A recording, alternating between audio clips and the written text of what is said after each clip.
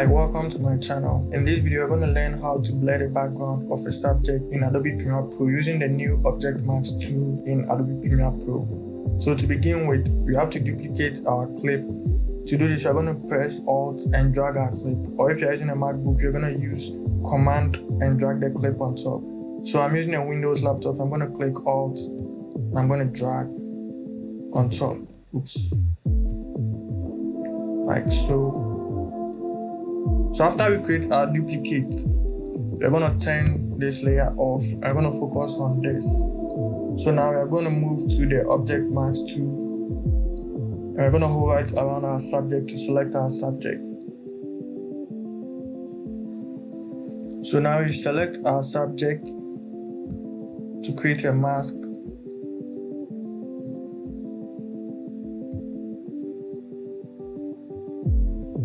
After our subject has been selected, we're going to track our subject's movements. We're going to click on this icon here.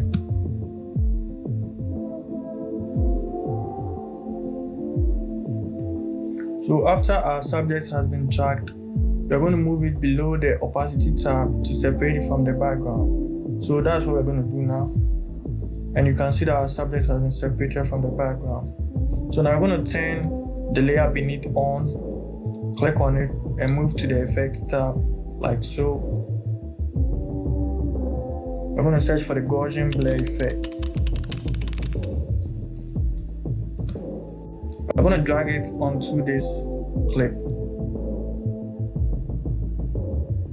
And now we're going to move to the Effect Controls tab. We're going to adjust it to what we want it to look like, more professional. So I selected 5.